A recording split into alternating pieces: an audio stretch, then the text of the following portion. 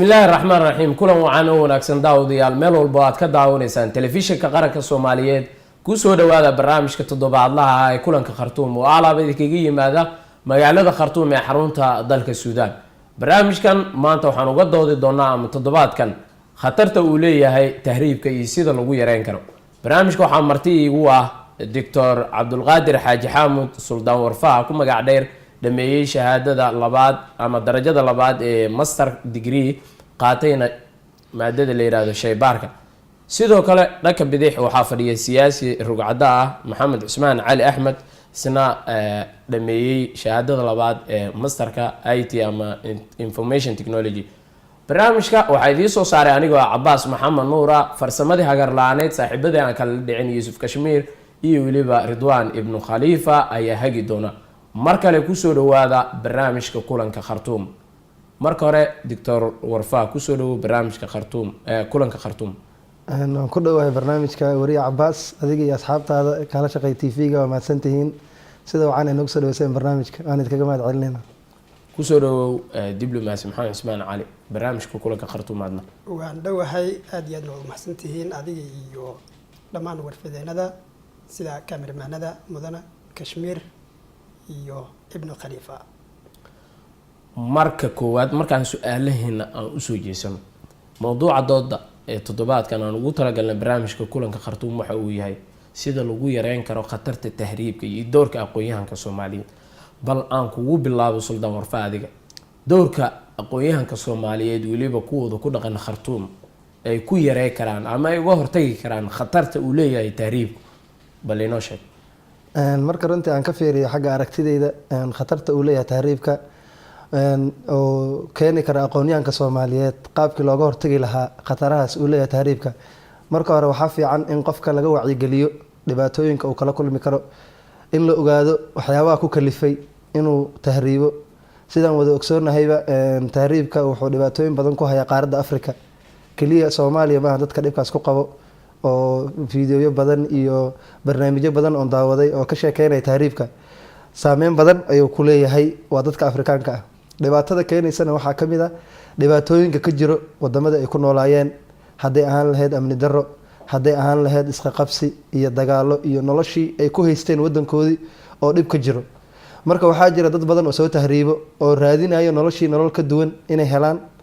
intii ay sii socdeenna ay la kulmaan dhibaatooyin ka duwan tii ay ku haysteen. oo markii loo fiiriyo dhibka ay sii marayaan iyo dhibka wadankooda ka jiro, inuu ka wadankooda ka jiraba uu yahay mid macquulaba oo la qaadan karaba, laakiin dhibaatooyinka ay sii marayaan ay tahay mid macnaha aan u qalmin waxa ay hadhow xataa heli doonaan.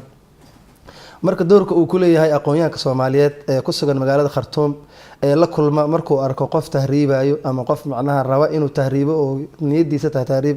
waxaa fiican inuu horta background siiyo. adiga maxaa doonaysaa, maxaa u baahan tahay, hamigaaga higsiga noloshaada waa maxay. ma kaliya inaad inta tagto aad qaadato macnaha ciir oo lagu biilo oo dad gaala macnaha wax laga soo arooriyo lagu siiyo, mase inaad mustaqbal yeelato. marka qofka haddii aad kala hadasho macnaha waaqica jiro noloshiisa mustaqbalka waxa uu u baahan yahay, waxaa laga yaabaa inay ra'yigiisii iska bedelo. oo doorka aqoon-yahanka uu qaadan karo waxaa waaye inuu sameeyo wacyigelin, inuu la hadlo qofkan, uu ka dhaadhiciyo, uu isku dayo inuu macnaha ka bedelo. dad badan oo inta soo maray way jiraan oo barnaamijyadaas arday badan ay kala hadleen, qaarkood wadankii loo celiyey, qaarkoodna macnaha waxaa waaye wadadii ay go-aanka u go-aansanaa ay fuliyeen. marka waxaa doorka uu aqoon-yahanka leeyahay oo barnaamijkaas kaga aadan waa in uu u wacyigeliyaa, uu qofkii kala hadlaa halista dhibaatadan kaga imaan karto. naftaada ma astahaysaa inaad geliso halistan, ma awoodaa in macnaha mushkiladan, laanno dhibaatooyinka uu tahriibka leeyahay waxaa ka mid a intaa wadada kusii socoto waxaa la kulmi kartaa cuntada kaa go-i karto, biyaha kaa go-i karo. dhibaatooyinkaas hadday ku qabsadaan naftaadii ku weyn kartaa. waxaa dhici karo inaad meeshii markaa tagto adeegii aad filaysa adeeg ka duwan aad la kulanto. dad badan waxaa jiro markay tageen Yurub soo laabtay jiro, laanno waxay u soo laabteen waxaa waaye wixii ay filayeen waayeen.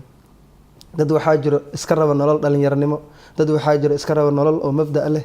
oo maxay ahaato waxa ay rabaan ay shaqaysanayaan, jawigi markay arkaan wixii ay soo sameynayeen ma u qalmaan. marka waxaa fiican aqoon-yahanka doorka uu ku leeyahay waxaa waaye inuu ka qayb qaato wacyigelinta bulshada, in qofkan tahriibayo tahriibka dhibka ku kalifayo lagala dagaalamo sida loo xalin lahaa oo macnaha khatarta, laanno inaad ka hortagto waxay waxa waaye caafimaadka waxaa lagu yiraahdaa alwiqaayatu khayru min alcilaaj. intii marka la mucaalajeyn lahaa horta kow inaa laga hortago dhibaatada jirto Soomaaliya ka jirto oo maanta dhalinyarada haysato waa dhibaato amni darro haysato dhibaato waxa haysato maxay ay toole wadankiina la ka burinaya wax naga burinaya ilaahay waxaa la rabaa marka in aqoon-yahanka Khartoum ku sugan ee maanta meesha Khartoum waa meel ay imaadaan dad u imaaday waxbarasho laga diro way dad u imaaday inay wax bartaan oo jaamacado dhigto waxa arkaysa hadana tahriib jaamacadii markay dhameeyeen wadankiiba inay u laabtaan rabin marka waxaa la rabaa in dawladda Soomaaliya ay kaalin ka qaadato inay u abuurto fursado shaqo dhalinyaradii inay u abuurto fursado amni inay caawiso inay macnaha hadda xataa ururada dhalinyaro oo ay abuureen arday aqoon-yahano Soomaaliyeed oo Muqdisho joogo in la wacyi galiyo la dhiiri galiyo taas waxay abuuri kartaa marka in xoogaa khatarta ay yaraato ay fursad ay u yeeshtaan dhalinyaradiina in sidaas loogu celiyo saas isla yani waan gartay engineer Maxamed Ismaan Cali Axmed maadaama aad ka mid tahay aqoon-yahanka Soomaaliyeed ee ku dhaqan dalkan wax badan oo joogay waxna ku bartay ilaa iyo heerka labaad ee jaamacadana ku gaar qorsho ma u dejiseen idinkoo kaashanaya jaaliyadii iyo waliba midowgii ururka ardayda Soomaaliyeed qeybaha ugu muhiimsan ee reer Khartoum ay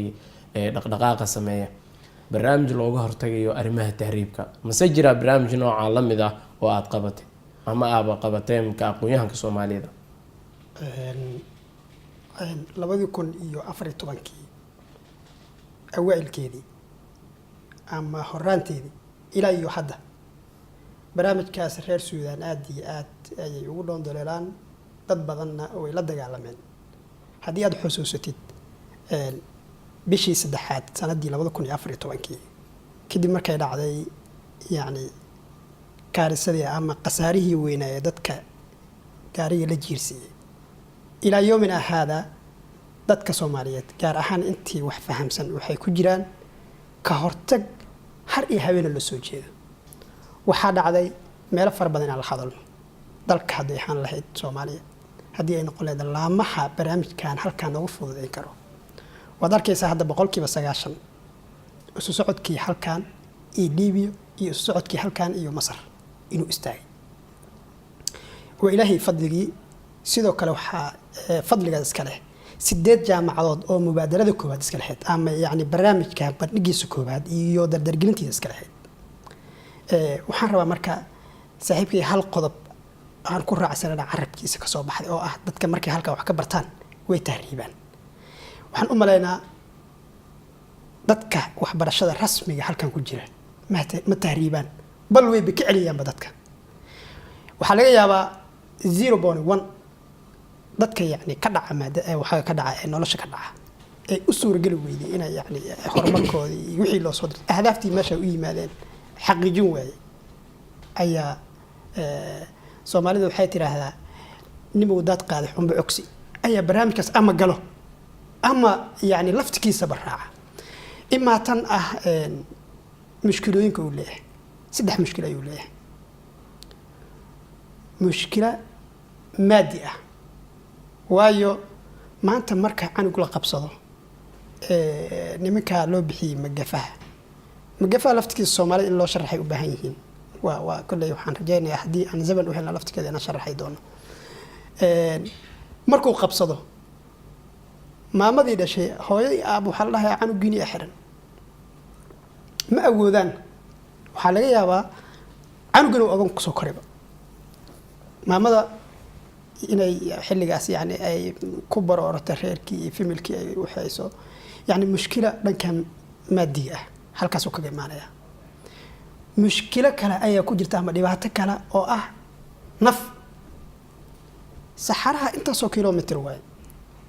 gaari waxa laga yaabaa inuu kululaado oo dhaqaaqi waayo mushkilada saddexaad kale iyo waliba badda mushkilada saddexaad kale waxay tahay mushkilada nafsaaniya laga helaa oo aabaha iyo hooyadii wax dhalay markii la maqlo wiilkaaga ayaa meeshaas galay dhalinyarada inta badan 70% way soo dhuuntaan waalidka marka koobaad ma oga markii la ogaado in la haysto ay waalidkay dhahaan maanta laba dar mid door wiilkaada in lagu daayo oo ilaa wax walba aad samaysid yani hore badda uu sii galay iyo ima in la jirdilo waa gartay sidaa darteed waalidka laftigiisa wuxuu qaadaa confuse ama waxa loo yaqaano inuu isku dhaxyaaco laftigeeda waa mushkilo kale oo noloshana ninkii dhinta waaba iska caadi noloshana mar walba yani qofka asaga ah la dirsayso marka annaga dadkii barnaamijkaas inta badan ka shaqsi ahaan ninkii horbooda ayaan ahaa rag badan ayaa jiray ilaa iyo 8 jaamacadood ayaa barnaamijka marka koobaad ayaan ku niri waxaan macquul ma aha sumcadeennina way ku ciyaarayaan ay aqoonyahanka meeshan 7,000 oo arday waxaa laga yaabaa marka koobaad waxay ku bilaabmeen dadka barnaamijka waxayna 15 ruux ay ahaayeen 15 kaas ruux waxaa jirta 10 ruux kale oo musaacadaynay 25 ruux ay ahaayeen waxaa dhacday jaamacadihii inaan tagno ardada dhigata la yiraahdo cid walba oo barnaamijkaas gacan ku leh yani aan ogaana ee hanagula soo wargeliyo sidaas ayaa waxaa lagu gaaray markii dambe ilaa iyo gobolada xitaa inaan gaarsiino gobolada wixii soo gudbaya marka ayad ay yiraahdaan warheed intaas ruux saysan ayaa jirto access ayaa markaas noo furmay oo ah inay noo fududaato sidii dadkaas loo joojin lahaa ilaahay fadliga sidaas ayayna ku istaageen ilaahay haddana dadkii kama daalin in yani muxuu ahaa aan istaajino waan sii wadnaa barnaamijkii isaga ahaa waxaan rajaynaynaa biidni illaahi tacaala annagoo meelo badan kaashan doona barnaamijkaas gebi ahaanba in lasoo afjaro waa gartay engineer waa mahadsan tahay sida macluumaadka waafiga noo siisay haddii aan kugu soo noqdo suldaan warfaa waxa uu sheegay injineerku inay yihiin dadka ka shaqeeya tiradooda arintan ku ciyaaraya magaca aqoonyahanka Soomaaliyeed inaanu ka badnayn 15 ruux maxay tahay sababta aqoonyahanka Soomaaliyeed ee aan ka shaqeynin howlaha amaba aan ogolayn fikirka ah in wax la tahriibiyo ama isaga laftirkiisa inuu ka shaqeeyo tahriibku maxay ugu hortagi waayeen 15 ka qof ee ku dheelaya magaca aqoonyahanka Soomaaliyeed ee ku dhaqan Khartoum runtii taas hadda isku dayo aqoonyahanka Soomaaliyeed Khartoum ardayda badana waxay ku mashquulsan yihiin horta waxbarashadii oo lianu waqtiba uma hayaan macnaha inay hawlo kala galaan waa dareemi kartaa wadanka joogno waxa way waxay u imaadeen nin walba hadaf uu imaaday hadafkiisa koowaad ardayga waxa way inuu ku mashquulo waxbarashadiisa waxaa jira dadka waxaan ka shaqeeyo badankood haday xataa jaamacad ay dhiganayeen jaamacad moodaan oo sida cad oo macnaha dadka la yaqaano oo barnaamijyadan lagu bartay jaamacado ma dhameenin oo waxa way way ka saaqideen oo dad waxa way aslan nolosha ka dhacay way laakiin dadka ardayda ah barnaamijkan waxay ayaga ay shakhsiyan uga hortagi waayeen waxa keenayo kow ayagoo waqtigoodii jaamacadda uu yahay macnaha ku mashquulsan waxbarashadii oo ay ku luqadii ku adagtaa marka koowaad jaamacadda ku cusub tahay marka jaamacaddii la qabsato waagi hore waxa jiray nashaadaadka xataa ardayda nashaadi lahaan jireen oo dadku waacnaa waxa way waxa laga dhex arki jiray iskoolaadka nashaadaadkooda meel kasto oo dadka kala hadasho ay jiray laakiin sanadadii dambe last 3 years hadaan qaldaneen waliba 2 sano ugu dambeysay ma jiro ardayda nashaadaad ay sameeyaan hadii aan leed xaflado hadii aan leed barnaamijyo la sugu imaado sabab la xiriirto macnaha barnaamijyadii oo yaraaday iyo nashaadka ardayda xoogaa yaraaday marka jaanis waxay heleen kuwii ardaydii oo waxbarashadooda ku mashquulshay iyo nashaadkoodii oo yaraaday inay ayagan hawshooda iska wataan midda kalena waxa waaye oo ardayda aslan mar walba looga baahan yahay waxa waa qofkan tahriibayo oo Khartoum imaanayo qof uu la dhashay qof ay yaqaano qof la hadli karo qof dhihi karo inuu baasha noloshaan ma ahane hadaa meesha aan ficiyeysa kaala wax baro bari hadaa wax barato oo mustaqbal yeelato waxa way meel ka soo bixi Soomaaliya waxa ku laabanay adoo aqoonyahan adoo waxa ka soo tagtay ka soo cararayo dhibaato ama kida laakiin maanta jaanis yeelo oo wax baro dad badan marka oo jaaniska iska faa'iideysto waa arka aniga oo Khartoum hadda way joogaanba oo maanta shahaadooyin master wax dhigto marka dadkaas marka waxa la aqoonyahanka marka dadkan kala soo walaalkay ku sheegayna waa nisbe yar waa horta nisbe yar waa waxa qaskan wado oo in laga hortago u baahan dawladda Suudaan way ku dadaashaa ka hortageeda dawladda Soomaaliya safaaradda dad badan oo loo xirxiray dad badan oo macnaha way jiraan marka waxa la rabaa aqoonyahanka Soomaaliyeed sida uu jaanis oo noloshiisa waxbarasho u siiyay inuu u siiyo wacyigelinta walaalihiis macnaha uu iska saaro maanta hadaad adiga ka fakarto mustaqbalkaaga bari dadkii wax kula noqon lahaa sa u badbaadin lahayd hadaad ku fakarto macnaha adiga oo min asaaska adoo ka bilowday noqonaysaa oo midalan inta jaamacadda dhiganaysay intaas oo qof waxa u sheegtay macnaha waxa tiraahdo walaal saanyeel walaal inta kala saanyeel waqtigaaga wax ka siis marka waxa aqoonyahanka hadda ugu suurtagelaysa aan waxa waxaan dhihi karaa macnaha markii aan jaamacadda dhiganayna waa xasuustaa oo arday badan oo jaamacadda asal dhigan jirnay gobolada waxay ahaayeen bis jaamacadda la aadaa waa laga imaadaa guriga la imaadaa wax kale ma qabtaanba wax kale ma ku mashquulaan magaalka maxaa ka jiro ma isku wareeriyaan hadda Khartoum aan joognana Khartoum sida gobolada kale ma ahayn meel waxa way nashaadaad leh meel waxay ahayd ardayda macnaha ay barnaamijyo badan hal abuur leh laakiin sanadada u dambeeyay waxa u maleysaa in xoogaa ardayda ay gaabisar ku imaaday xagga nashaadaadkoodii oo xoogaa macnaha ay yaraatay. marka ardayda waxaa ku baraarujinaynaa in ay ayaga dadka maanta la sugaya yihiin, mustaqbalka beri yihiin, in ay ayaga ka qayb qaadan karaan horumarka waddanka. Suldaan Warfaa kugu soo noqon doonaa qaybihii dhexe ee barnaamijka ayaynu maraynaa, dib ayaan isugu soo laaban doonaa hadduu alla idmo qadar adeega bulshada kadib.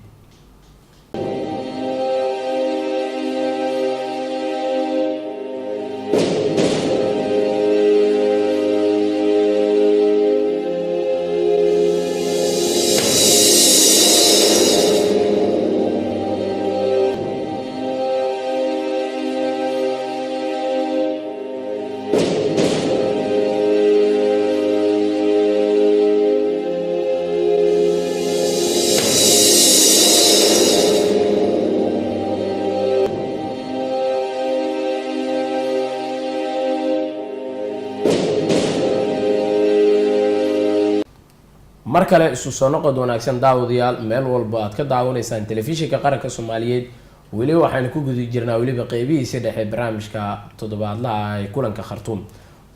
mar kale injineer Maxamed Cismaan Cali Mucjiso haddaan su'aalaheeni dib ugu soo noqono, waxaa ii sheegtay in barnaamijkan ka hortag ahaan oo aad ku wacyigelinaysaan aqoonyahanka Soomaaliyeed ee ku dhaqan Khartoum aad qabateen dhowr mar, weliba heer aad sameyseen dadka ka shaqeeya howlahan in jaamacadahoodii xitaa aad ka geysaan dacwado ah in ay halis ku yihiin jiritaanka ummadda Soomaaliyeed oo ay ka ganacsanayaan dad walaalahooda ah. haddaba ganacsatadu waxay qayb ka yihiin sida aan ka warhayno dadkaasi howlaha ku shaqeeya ee tahriibleyda ah, kuwa ay lacagta ku dirsadaan. mala hadasheen ganacsatada si iyaga laftirkooda doorkooda kaga aadan hakinta barnaamijkan iyo khatarta uu leeyahay, idinkoo si garab wada siman u wada shaqeynaya inaad ku hakisaan? ganacsatada laba ayaan kula qaadaynaa. waa garta yacni kuwa qaar ayaga ayaabana garab taagnaa marka koowaad oo mubaadaradan aan sameynaynay isla markaana nalahaa barnaamijkan waa barnaamij khatar ah, waana muhiim wax alla oo reer Khartoum sumcad xumo u keenay in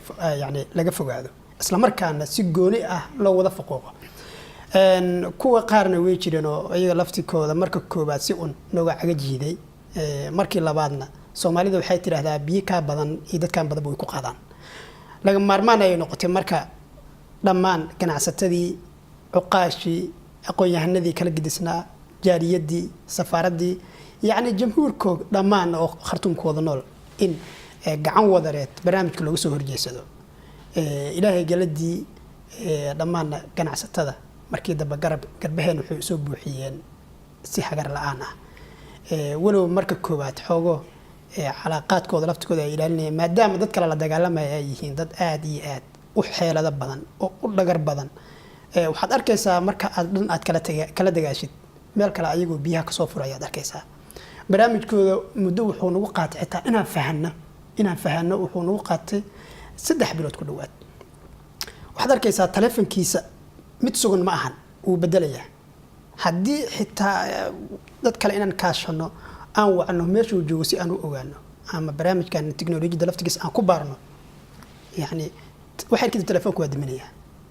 lambar kale ayuu kaa soo wacayaa. waxaa laga yaabaa meel 1 kilomitir u jirta inuu ku yidhaha meeshay meeshan joogaa kuu jirta 1 kilomitir kuu jirta, beenna ay tahay intaasoo kilomitir uu ku jiro. waa garta kugu soo noqon doonaa isla su-aashaas mid ka duwan ayaan ku weydiinayaa. haddiiba ay sidaa tahay arinku, ma jira dhalinyaro idinku inta aad dood cilmiyeed u qabateen oo fikirkoodu ahaa inay tahriibaan dalkana yimid iyagoo wax aanan wadan dukumenti ah soo galay oo xuduudaha ka soo galay, inta loo caqli celiyay dood cilmiyeed loo qabtay waxyaabaha iyaga ay ku shubeen kuwa wax raraya ama tahriibinaya wax la eg inta ku shubteen oo fikirka ka duwan ah uga hortagteen oo hadda jaamacada dhigta oo aan noo sheegi karta ma jira oo ku guuleysateen, mise weli wacyigelin un bisa socota isleedahay oo waxa idin aqbalay maad arag? annaga hawshan wacyigelin keli ma ahaynba, wacyigelin ficilna uu raacsanaa. dabcan wacyigelin keli ma ahan, waa ilaahay galadii maanta in la hayo maskax doonaysa wadada inay marto. maantana iyadoo maskaxdii buuxda, cilmi ka buuxda, dalkeedii ugu laabanaysa. hadda dad qaar ayaaba shaqeeyaba wadanka Soomaaliya ka shaqeeya, iska badaa xitaa qaarkood waxay u shaqeeyaan يعني sidii loogu talagalay wadankii xukuumadii ay ku jiraan wayna maxadinayaan waxay dhahaan wareeda maalintii taladii ayada ahayd okay ahayd nin way araga hadda koor wuxuu yiri waa aan tabar lahaa talama hayn maanto aan tabar lahayn talama haynin waxsaas amal يعني في النهاية talama haynin maanta tabar haynin talama ma hasantahay waagan tabar lahaa talama haynin maanto talahayna tabar ma hayo waxay yiraahdeen runtii taladiini iyo dhiirin gelintiini aad iyo aad ay wax weyn noo qabatay waxaan idinka codsanaynaa barnaamijkii inaad halkaas ka sii wadaan annaga marka waxaan niray kulay barnaamijkaas annaga mubaadarada koobaad waan lahayn intaan joognana waan sii sameynaa laakiin ugu soo noqon doona injineer maxaa cali suldaan warfaa marka laga tago aqoonyahanka Soomaaliyeed oo aad ka mid tahay Khartoum mudana joog waxa sidoo kale tahay ganacsade ku dhaqan Khartoum kana ganacsada waxa jira xeeladooyin kala duwan oo injineer Maxamed Ismaan Cali Axmed Mucjiso oo inoo sheegay oo adeegsadaan dadka wax taariibiya xeeladahaasi ma suurtagal weysay in la fahantaan oo aad ka hortagtaan sida horta runtiiba uu walaalkay sheegay nimankan waxa waaye wax taariibiya waxa waaye xeelada isticmaalaan waa xeelado kala duwan markii ay bilaabatay in laga hortago barnaamijyadooda tusaale ahaan shirkadda Taaj oo aan ka shaqeeyo adiga ku dhawaad 2002 sano ku dhawaad adiga 2015kii waxay ku baraarugeen dhibaatooyinka ka imaatay macnaha dadka tahriibiya laana marmar waxa jirta xawaaladii qof inta lagu soo diro oo qofkii inta lacagta siiso hadhow qofkii hadana lacagta gaari weyso adigoo ka shirkadaha marka waxay ku baraarugeen halista ay leedahay in qofkii uu khidmeenayo xataa uusan lacagtii sideeda ugu gudbin marka waxay joojisay la dagaalanka oo ay iclaamisay in lacag tahriib ah aan lagu soo diri karin shirkadda qaabkay ku ogaan kartaa marka qaabka ay shirkadaha ku ogaan karaan lacagta inay tahriib tahay waxa lagu qiyaasaa lacagta kiimiyada tahriibka waa lacag macruufa oo qofka midalan hadda waqtiyadan dambe dadka 7,000 laga soo dirsan jiray ama marmar waxay ku soo dirsan jireen 2,500 marka lacagahaas shirkadii lacagtaas la keenaba meesha ku socotana ay Suudaan tahay waa la joojiyay marka ay shirkadda ay joojisayna barnaamijyadaas ay bilaabeen shirkadaha waaweyn ee Khartoum ka jiro sida shirkadda Dahabshiil iyo Amal iyo shirkadda Taaj iyo waxay sameeyeen marka inay ka bedelaan lacagii lagu soo diri jiray Suudaan amba loogu soo dirinba marka Khartoumna hadda sidii hore way ka ilbaxday haday ahaan leed ganacsatada haday ahaan leed maxay ahayd tole aqoonyahanka joogo ama qofka joogo marka waxa la rabo inay ilbaxaan ama ay wax fahmaan waa dadka iyo macnaha qofka rabo inuu tahriibo laanu dadka tahriibayo badana waxay u badan yihiin dad wax haysta ma ahan ninka tahriibayo waa nin maxay ahayd tole cidiisi aan soo ogeysiinin aan soo wacyigelin aan u sheegin inuu tahriibayo waa nin isla marka meeshaas tagto hadii wax lagu soo sheegto cid ka bixin karto waxa lagu soo sheegan doono marka intay yihiin adiga ma ogid laakiin hadana shirkadaha dadaal weyn aan ku sameeynay inaan ka hortagno barnaamijkaas waxaan weli macnaha ma dhamaan ka hortagiis injineer Maxamed Ismaan Cali Axmed Mucjiso dadka tahriibaya laftirkooda dadka qaarkii waxay aaminsan yihiin inay raqbo ku yimaadaan oo iyaga rabitaan uu ka yimid lagu soo tahriibiyo meelaha dadka qaarkiina ay leeyihiin ama dad aragtida ka duwan ay qabaan oo ah in la soo qasbay bal marka teebaa sax ah aragti ahaan imise qofooda la kulanteen ama dadka alla kulanteen intee u badnaayeen ma dadka la qasbay u badnaayeen suxuu badnaayeen qof asaga rabitaan iyo dhibaato uu sheeganaya darteed uga soo baxay si uu nolol fiican u helo dadka tahriiba horta saddex ay ka koob yihiin waa hawiraac iyo يعني حالس كعرر mid naftiisa ayaa khatar ku jirta xaalad walba iyo qaab walba ha ahaatee oo waa nafla caari oo dalkii ku noolaan way ama dad kale ha u warsadaan yani laba quwado dagaalamaysa dhexdooda yani si uu u waxeeyo midna waa hayraac oo qolooyina waxay yiraahdeen ilaa iyo halkaas laga geeyo lacag laga ma rabo nikan waa asaas miya okay haye midna waa hayraac qola asxaabtiisa meelahaas tageen asawirada iyo fiidiyoyo meel VIP lagu soo galgalay iyo waxaas intay u muujiyeen waxay yiraahdeen heeda meel kala kacsano shidana joognaa noloshii hore iska ilow sidaa darteed dadka ku nool qaarta samra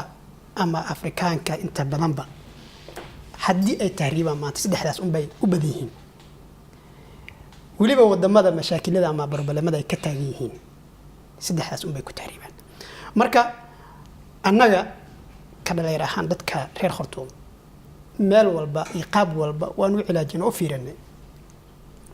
maxaa sababay maxaa ka dhalan kara biri kamaal haddii dadka faraha laga qaado sidee loo hortagi karaa intaba waan ka fiirinay waxaa jira marka Soomaalida waxay ku mahmahdaa lagu dhooba ama lagu dhiiqa midba sayid ku yaqaanin mid ayaa la baxaa maxaa maanta la qaban karaa dadkan sidee maanta marka koowaad sidee lagu wajihi karaa sidee mustaqbaliyan gibi ahaanba dadka qulqulaya ee Afrikaanka ah loo haki karaa sidee dadkan dalkooda iyo dadkooda loo fahamsiin karaa loo macaaneyn karaa intaba waa yani wala soo qaaday dawladdii waqtigaas jirtay iyo dawladana waa isla dhil gareena oo waa isla fahamsan oo u sheegnay in yani caqabado fara badan iyo jiilkan si dabar go'aya yani dhalinyarada Soomaaliyeed boqolkiiba 70 maanta yani Soomaalidu waxay leedahay boqolkiiba 70 waa dhalinyaro qaybihii dambe barnaamijka injineer maxamed cali cismaan soo gaarnay suldaan warfaa daqiiqad wax ka yar talada aqoonyahanka Soomaaliyeed ee ku sugan Khartoum aad ku wajahayso ka hortagga arintan dhibaatada badan ku haysa shacabka Soomaaliyeed maxay tahay wallahi talada aan siinayo aqoonyahanka maadaama uu yahay aqoonyahan mustaqbalkii barina uu yahay inuu xil iska saaro badbaadinta dalkiisa iyo walaalihiisa haddii ay jiraan macnaha waqtigiisa inuu wax ka siiyo oo wacyi galiyo dhan walba ay ahaataba inuu kaga qayb qaato saas ayaan ku soo injineer maxamed cismaan cali axmed adna dalkaaga wax ku dhaama ma jiraan yaana laga gadan dalkaleed guud ahaan barnaamijkii toddobaadlaha ee kaga imaanayay magaalada Khartoum ee xarunta dalka Suudaan oo aanu maanta uga hadlaynay khatarta uu leeyahay tahriibka iyo sida lagu yareyn karo isla markaana marti ay ahaayeen Dr. Cabdiqaadir Xaaji Xaamud iyo waliba injineer maxamed cismaan cali mucjizo halka ayuu inoogu egyahay waa soo saaraha barnaamijka Cabbaas Maxamed Nuur iyo waliba farsamayaqaanadii aan kala dhicin Yusuf Kashmir iyo waliba Ibn Khalifa oo idin leh inta aanu barnaamij toddobaadka xiga kan lamida ku kulmi doono sidaas iyo ismaqal dambo xiiso leh biidnillaahi alkariim